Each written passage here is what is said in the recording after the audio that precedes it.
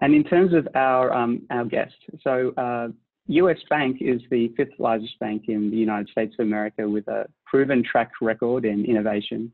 Our fintech vertical actually started in 2015, and US Bank was first cab off the rank, and they've been an incredible partner since day one.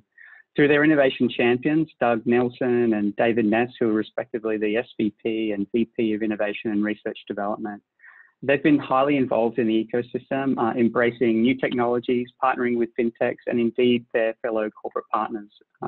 We view them as exemplars on the platform.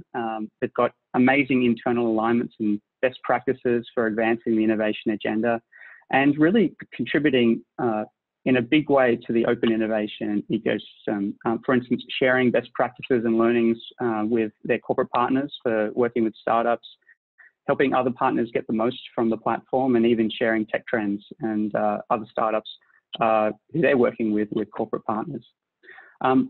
Irv Henderson, in particular, is the Chief Digital Officer for Small Business at US Bank.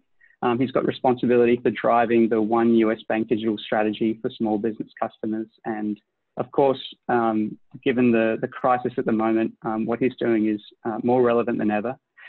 Indeed, prior to joining the company, he was the CEO and co-founder of talech, a software firm that was focused on providing small business customers with the tools and insights to run their businesses. And previously, he served as the VP of Mobile and Connected TV at Yahoo, VP of Products and Mobile Payments at Obopay, Director of Mobile Products at InfoSpace Mobile. He holds 8 US patents in mobile payments and an MBA in finance from Cornell and a BA in economics and physics at the Whitler College. It's an absolute pleasure to have you with us this morning. Thanks for being here.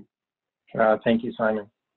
Great. I'm really excited for this conversation. So without further ado, I'll hand it over to Saeed and yourself to kick off. Thanks very much. Thank you. Pleasure to have you here, Irv, with us. You know, I remember I came to Palo Alto, specifically University Avenue, in 1978 from Pennsylvania to visit my brother who was attending Menlo College. And quite frankly, I never went back to pick up my clothes, which was very little at that time. I was going to school at Washington and Jefferson College. But I was wondering what brought you to California and when did you come here? Yeah, so I came to the Bay Area to work at Yahoo in 2004. In 2004, Yahoo was at the very beginning of what would become really a significant investment in mobile technology and mobile experiences. And in 2004, I remember when I joined Yahoo, believe it or not, Yahoo had less than 100,000 mobile users. And that experience went from 100,000 in 3 years, from 2004 to 2007, to well over 100 million customers or users accessing to mobile phones. And that was transformative. And one of the key experiences there and one of the key insights we had was core communications around instant messaging and mail would make it into mainstream on mobile phones. And we did a partnerships with the Samsung, LG, RIM, Research in Motion. Remember that? Motorola. All those, yeah, that's right. And back then, actually, I remember sitting in a meeting, Saeed, and this was probably 2006. I was in South Korea. It was in actually probably Singapore, and we were a meeting of about 40 people. There were probably 2 people in that room of 40 people focused on hardware, who were focused on a software perspective, from a software perspective, and I was one of 2.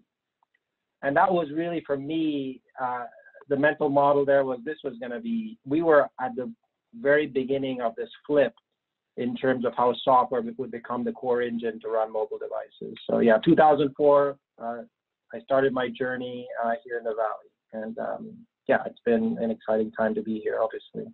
Yes, you know, if I could tell you, I have had some parallel journey with you.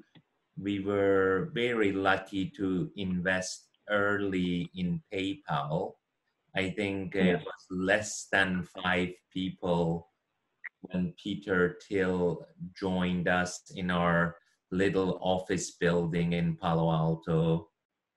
And then I was lucky enough to invest in Lending Club, which is peer-to-peer lending, and most recently in N26 out of Germany. You know, quite frankly, digital banking or new tools that people use for personal banking, as well as I believe your personal specialization is how you service small businesses. Can you tell me a little bit how US Bank works to implement new technology to serve small businesses, with the emphasis of this COVID-19, which frankly accelerates all the potential innovation, because maybe people will not have face-to-face meeting like the meeting we are having right now. Like the one we're having right now. Saeed, there's so much in what you just said to unpack. I'm going to start with the customer, which is the small business and, you know, small business owner and what they're going through. So the insight that I had at talech, in starting talech, is I was very interested in building a software platform to help business owners run their businesses. Business owners are not often, they're not data scientists or statisticians or CPAs. They start their business out of a passion or interest. And with that passion or interest, if they're successful, 2 years in, 50% of them are failing at the business. If they're successful, they've gone from a passion to being kind of engulfed around with all the operational issues related to payroll, right? Accounting, right? Marketing, all these things that they were never really trained in. And so one of the key tectonic shifts here is small business owners are increasingly running their business through software, because it gives them insight in near real time. And this has never been more possible, right? Platforms, iOS or Android, on various form factors with easy access to data storage fundamentally changes the way the average person runs their business. So that's a massive insight. From a bank's perspective, and part of the reason we are now in the bank, banks recognize that as business owners are changing their behavior and the way they run their businesses, increasingly the bank is being disintermediated in terms of its core relationship to the business owner.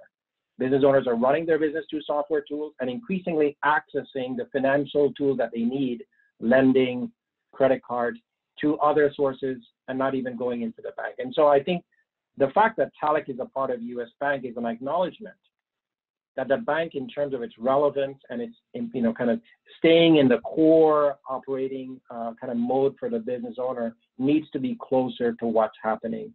I think of what we do at talech as providing the business owners tools that give them insights into run their business. And I think about the bank services as being that critical catalyst to help the business owner run their business seamlessly. So you can imagine, and this is the journey we're on at US Bank, you can imagine as the business owners running their business, they can easily check their account balance, understand their cash flow, right? 50% of small business owners sit on less than 27 days of cash flow. Understanding where cash is, right? Forecasting that cash. So I think that's the kind of the core thesis around why, from a software perspective, we're inside the bank, is the bank is reimagining their relationship with the business owner. So to COVID, yes, I mean, I think what's happening right now in terms of the impact on small business will be transformative in the way that the bank relates to small business owners, and it will accelerate the tools that business owners use to run their business. It just makes a lot of sense for them to have more control over what's happening. So what are some of the things that we're doing at the bank and I've done specifically in terms of our execution? So of course, we've done the things inside talech and our partnership, kind of our relationship with the customer, we've made our software free through September. New customers coming in to the bank using our software either have it for free and or for existing customers who raise their hand, who indicate they're under business stress. Again, we make the software for free. I'm fresh off working on the Paycheck Protection Program. That's been a massive initiative inside the bank. Our response to this was we built a product in basically 3 weeks. I personally, along with the team, spent 3 hours a day designing some fundamental side, right? Like kind of defining, designing, right? Developing and delivering. We were doing, 3 hours a day in design, nightly handoff to engineering with drops overnight into production, massive pace of product development and iterative design processes. So yeah, this is happening in a bank, right? So the banks need to respond to COVID, obviously, and the use of digital tools and software to engage the customer has been instrumental in kind of being able to be there for the customer and their needs.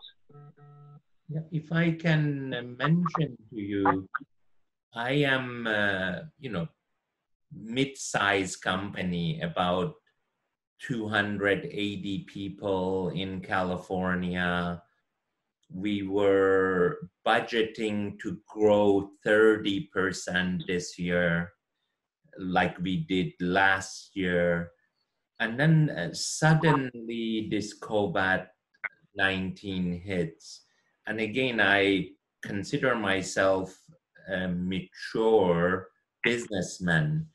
I just can't imagine what a store owner is going through. May it be a small restaurant or small retail store, or quite frankly, small service industry like haircut and other activity.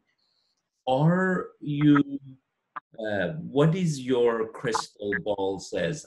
How can we get these type of businesses back on their feet as soon as possible? And specifically as the 5th largest bank in the US, I mean, this 2.5 month payroll relief, it's really helpful, for the people who received the money before the money ran out. Yeah. What do you think we can do together as far as the startups are concerned, as far as US Bank is concerned, to help these smaller businesses? Yeah, Saeed, again, so much to unpack in there. No, I mean, very, very relevant.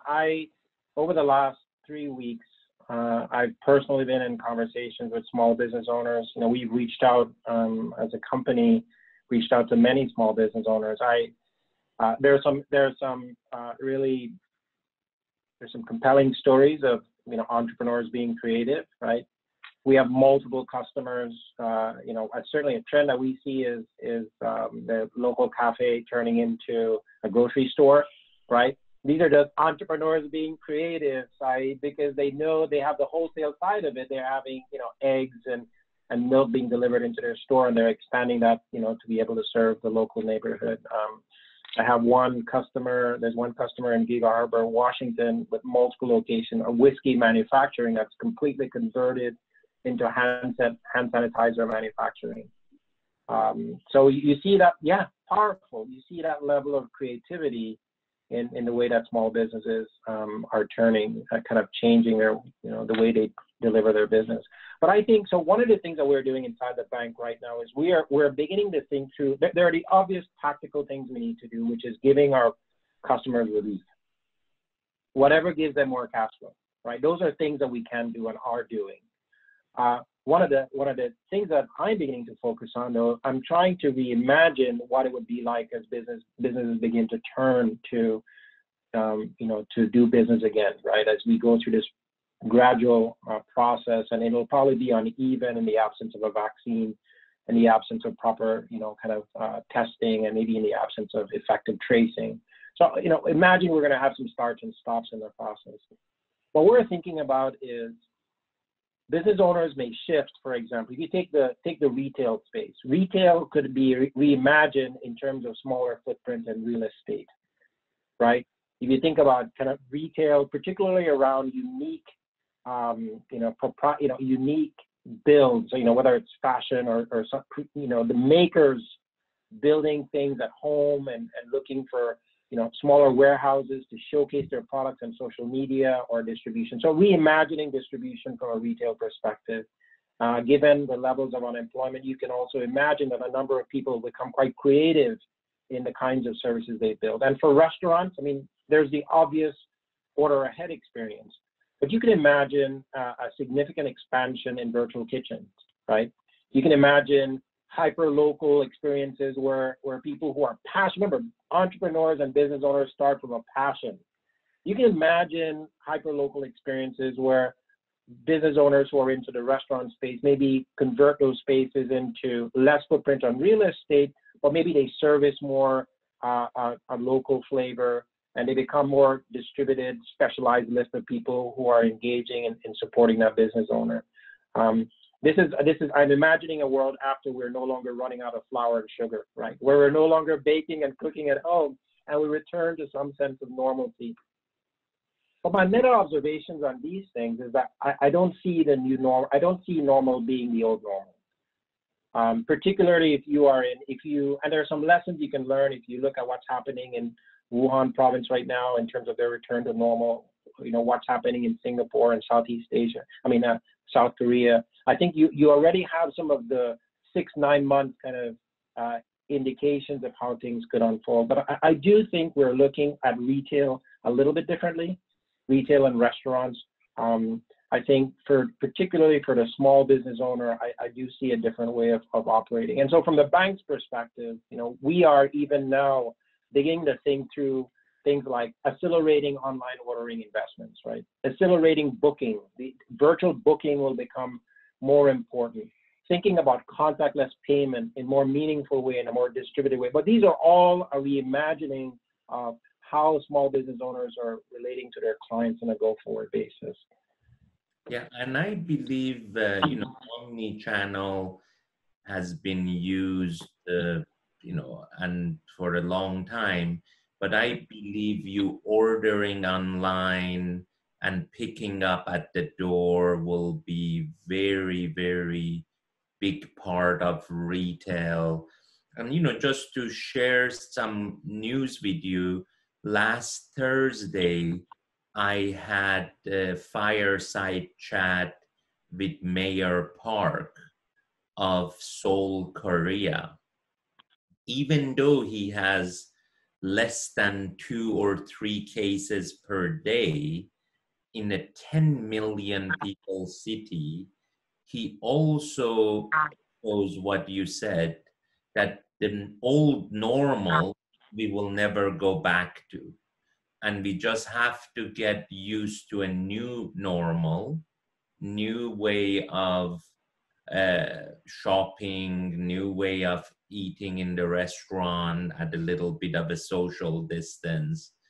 And, I just hope, because I'm a true optimist, I just hope, like in China, I have information from our offices that the restaurants are back up to 70% of their business. Retail and shopping center are back at around 50-55. And I just hope that will be the same thing that we will do here in US, and hopefully save our small businesses. If I can ask you, like Square or PayPal, PayPal recently purchased one of our portfolio companies, Honey, and it was mostly for the data, and I believe they had 30 to 40 million regular shoppers online, and I believe that's what was the value of Honey to PayPal. Where do you see this payment crossing to other services? Do you find yourself working with Square or PayPal or competing with them? Yeah, I think a couple of things to unpack there as well. I think I'll start with the customer need. Small businesses, and I alluded to this at the top of it, I see an acceleration of the use of software tools to help small business owners run their business. And through, even primitive methods of applying data science, you can do some compelling things for small business owners, right? I mean, small business owners care about cash flow. Cash flow forecasting is an essential product. Helping small business understand just ones and zeros, just understand what's working, what's not, what has highest margins, what are the lowest margins, how their competitors are doing in a specific zip code. That kind of level of analysis has been widely understood in big boxes for 30 years. Many years. We're basically long-tailing now this kind of insight. So I think in terms of tools, whether it's US Bank and our capabilities or Square or PayPal, giving small business owners software tools to help them run their business through insights is a powerful journey for them. It's very valuable. And given all the stress around them right now, will become increasingly valuable. The future state of how the bank works with other software solutions, I think it'll be even more collaborative, right? We're down a journey right now where non-banking capabilities, right? The average small business runs on maybe about 5-6 core platform capabilities. You need some form of in-person acceptance, some form of order ahead e-commerce acceptance. You care about payroll management for labor management. You care about supply management. You care about integrated, accounting software, and then you care about some kind of CRM to manage your customers. Those 6 capabilities require that even in the way we deliver our solution as a bank, that we are partnering with non-bank solutions, if you will, to deliver that capability, because that's essential. I mean, the average business owner in talech logs in 40 times a day. Wow. 40 times a day, Saeed. And I'm not talking about the employees.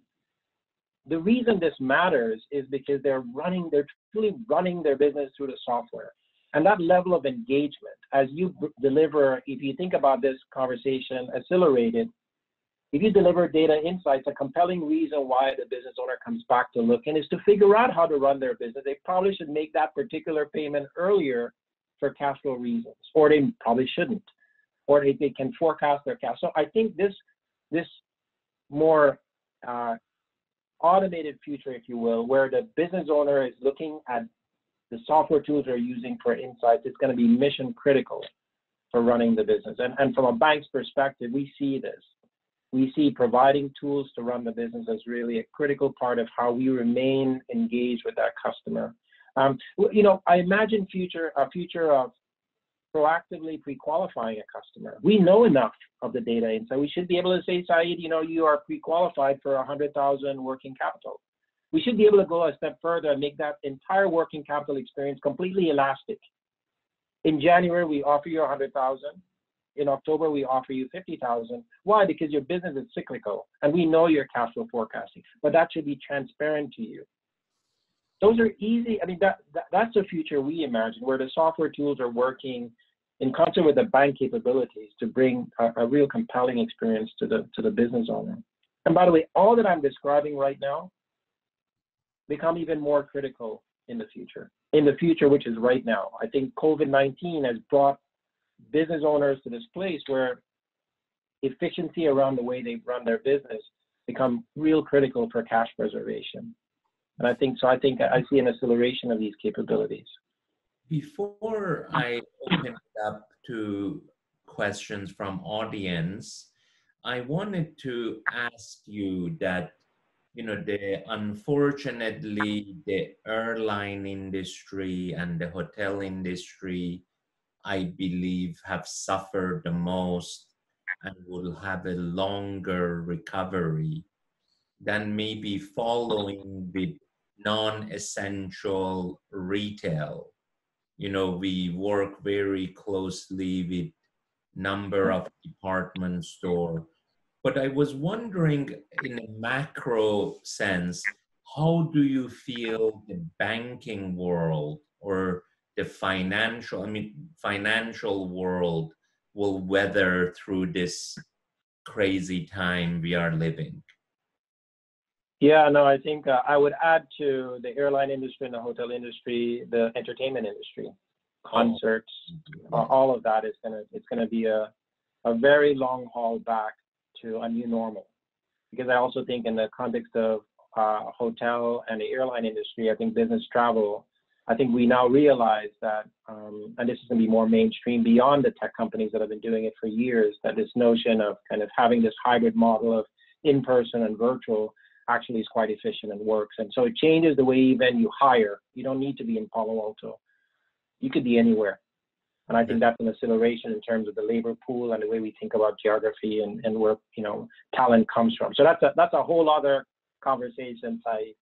But yeah, I think, so what was the second part of that question? So the first part is kind of how do financial services yeah go through this? Banks? I think a fundamental difference. Now, you know, listen, none of us could have predicted, you know, COVID-19 and the impact here, but a fundamental difference between now and 2008 is that the banks have very strong balance sheets, right? And, you know, as a response to 2008, where the banks were weak, the banks are in a strong position to be able to do things like forbearance, which is happening, you know, and looking at credit card payments and delaying them, and you know, so looking at offering more and more capabilities to allow small business owners in the end to preserve their cash. And I expect that to continue. The banks continue to remain in a strong position. I think that will benefit. I think the challenge for all of us in the medium term is we don't know how big this hole is. We keep, we're right now getting ready for a second tranche of the Paycheck Protection Program, another $300 billion. The $350 billion went very quickly. You know, it's clearly a very strong need for the funds for small business. So I think right now what we're trying to figure out collectively, how big is this hole that that COVID-19 has created. So. Yes, you know, again, I always like to leave on a positive note, and somehow my colleagues in China, Singapore, and Japan, who I would say they are about 60 days ahead of us, by far they are not through the COVID-19 challenge, but they are much, much more optimistic, and they have seen some light at the end of this tunnel. So with that, maybe Simon, I can open it up for questions from the audience.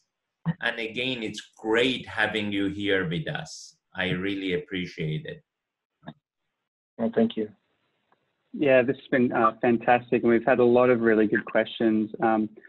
You noted a whole bunch of like technologies and tech trends that are even more relevant right at the minute. We've got a bunch of questions about how, like, tactically you're working with your small business customers to get those technologies implemented. And a second question around, like, how are you, like, testing quickly in the field to accelerate the velocity of adoption of some of these technologies? Yeah, so what I described in terms of our pivot, we've done a COVID-19 pivot immediately on our product roadmap, you know, accelerating our online ordering ahead, accelerating our e-commerce experiences, accelerating our booking capabilities, because we think more and more as you begin to long tail into taking experience from physical locations to maybe even virtual warehouses or homes, post-COVID, that those capabilities are going to be more important. We're looking at, accelerating contactless and how that works in terms of getting it inexpensively into the hands of small business owners. So those are tactical things that we're looking at. We're beginning to think through, listen, the reality is, given the level of unemployment, we're thinking there's going to be a surge in entrepreneurship. We think that there's going to be a reimagination of what retail looks like, and I've alluded to some of that already. You know, a lot of it using social media and potential people inventing things out of their homes or out of virtual warehouses. So we're beginning to ideate around what are capabilities we need to build in the next 6 months to begin to do that. And how do we do it? We go really fast. right? The PPP program, as I mentioned, I mean, we built that in basically 3 weeks, 3 hours of design a day, an hour and a half in the morning, an hour and a half in the evenings with drops overnight. And, you know, when you're going that fast, you need to rotate out teams, right? Because the intensity is really high. Yeah. And candidly, you know, we're all at home right now. We're also quite mindful that getting a better balance between work and home is even more acute right now. But yeah, I mean, we're thinking, spending a lot of time thinking about what do we need to do over the next 3, 6, 9 months. Yeah, that's great. I think we're all discovering we need some new norms around virtual that we never learned before. Hey, look, final question, and there's been a lot of really good questions here. So if we didn't get to your question to the audience, please feel free to email us and we'll get back to that. But just to land the plane, perhaps you could talk about what has been the biggest leadership challenge that you've sort of faced going through this, and have there been any unexpected learnings or insights that you've noticed as you and your team have confronted the present moment? Do I only have to choose one? Can I give a couple? I'll start with people and talent. I think one of the things that I'm personally working through right now, we've talked a lot about kind of the inventions and the creations and adjusting. Work-life balance. I have found being at home that all of us are working a lot harder. And now, I mean, obviously, I mean, I've spent a tremendous amount of time around how the bank responds to COVID-19, and that brings its own intensity. But I think work-life balance is certainly beginning to, I mean, this is a long journey. People are at home. People have never been more, you know, it's never been easier to reach people, and people are, you know, the teams that I'm working with are pushing pretty hard. So that's one. Two, I would say, I started talech out of a real passion to provide small business owners with tools. And I think that's really come into focus for me. A lot of what we've talked about here in terms of using tools and giving insights have never been more real to me. It's never been more important. And I do believe that for good reasons, we're going to have an acceleration of these capabilities for small business owners. Small business owners a year, 2 years from now, in the main, will run a lot more efficiently because of this period and accelerating tools. And candidly, I mean, again, I've mentioned, you know, the small business owner is passionate about what they are creating, not so much the operational pieces. And I'm excited about being able to take those operational pieces and set them aside. One of the things that I've always focused on is I think about small business owners wanting to get home to their families. And I've always focused from a product development perspective on what are the tools that we can give them to make that happen. Like, go home. Don't spend time balancing your books. That's insane. Like, don't spend time trying to chase down why your cash store isn't balancing. Eventually figure out it's happening on a Wednesday at 2 o'clock and it's somebody that's taking the money out of the business. Those moments bring me delight, where we can make their lives simpler and get them home. And that's fantastic. And I see that sort of similar passion and spirit in your language, Saeed, around helping entrepreneurs succeed, you know, and removing barriers and providing support. So look, we're going to hop into a whole suite of really interesting startup pitches, presentations in a minute. But before we do, just want to thank you both for spending time with us. Thanks very much, Saeed, and thanks to you, Irv, as well. This was absolutely stimulating. So terrific. Great having Thank you. Thank you so much. Thank you.